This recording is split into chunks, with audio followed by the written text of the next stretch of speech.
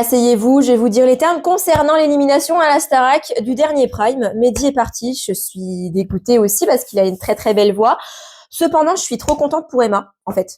Parce que je sais pas si vous avez vu sa presta, il faut vraiment être aveugle ou avoir les oreilles bouchées pour ne pas avoir aimé sa presta et avoir constaté qu'elle avait grave progressé par rapport à la semaine dernière. Elle m'a émue, elle a donné de l'émotion, elle a interprété comme jamais, elle a tout donné et je pense qu'elle mérite totalement d'être restée. Et depuis 2 jours, je vois une vague de haine contre Emma dans les commentaires de publications sur la Starac.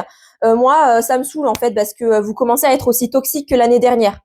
On est là pour encourager des élèves. Alors on a nos favoris, certes. Mehdi, je trouve qu'il chantait super bien. C'est dommage, je suis désolée pour lui. Et déjà, ce n'est pas de la faute des académiciens parce que vous êtes là, oui, ils votent par affinité. C'est la première fois que vous allumez votre télé et que vous regardez la Starac.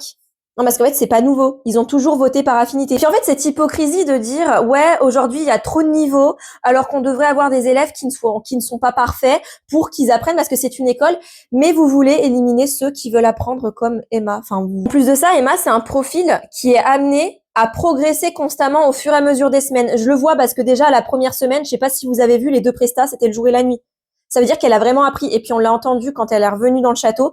Elle a dit que justement là, elle allait encore plus travailler. Donc je pense que c'est un profil qui pourra vraiment progresser et là où vous pourrez retrouver votre fameuse école que vous souhaitez voir. Donc en fait, vouloir rabaisser tel ou tel élève pour en mettre en avant un autre et ceci et lui devait pas partir. Je suis d'accord, il y a des profils qui ne devraient pas partir. Ok.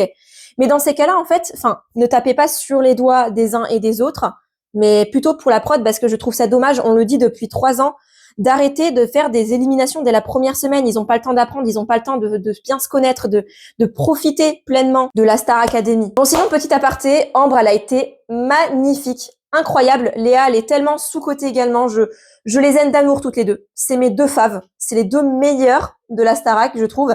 Et Victor, de toute façon, c'est l'un de mes chouchous, c'est mon top 3. Voilà!